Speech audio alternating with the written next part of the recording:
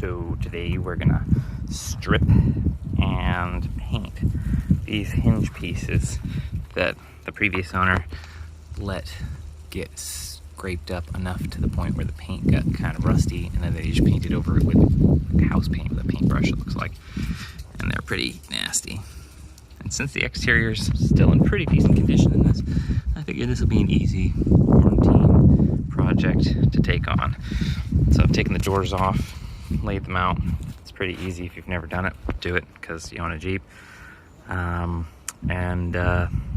put a tarp inside there so that my overspray won't end up in the vehicle, on the dash, or any other things inside it. So next step is to use my little sander here, and I'll strip as much of the paint off the ones. This one's almost in perfect condition, other than some like scuff lines, but the paint's still good. But this one's a great one to start with. Strip off everything on it, and then I'll make a cardboard box with a cutout so I can push it in over it and then spray paint over that. So I'm gonna strip it down to the bare metal, put some mineral spirits on it, and I bought off of a OEM paint website the bright white paint coat and the clear coat that goes over this. So I have 2 rattle cans of those each.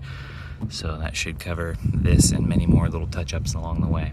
But I'll come back and stitch these together, and you'll get to see the difference between nasty and completed. Now, these are the freshly painted. They're not perfect. They've got a couple imperfections here and there.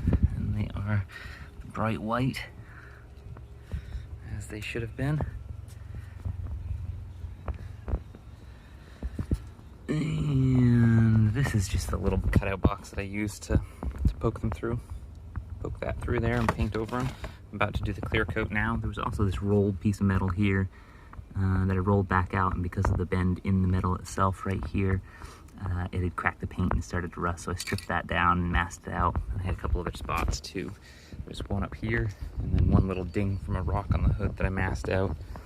Eventually I'll do the pegs, and then these rear pieces have to be done in the correct bright white as well. But I'm gonna start with just this side today. I might get to these little back ones, and then the passenger side, actually, I'll be doing it, but not today. These ones aren't nearly as bad as the driver's side was. I'm not really sure why that was. This one is one of those poorly painted ones, you can see.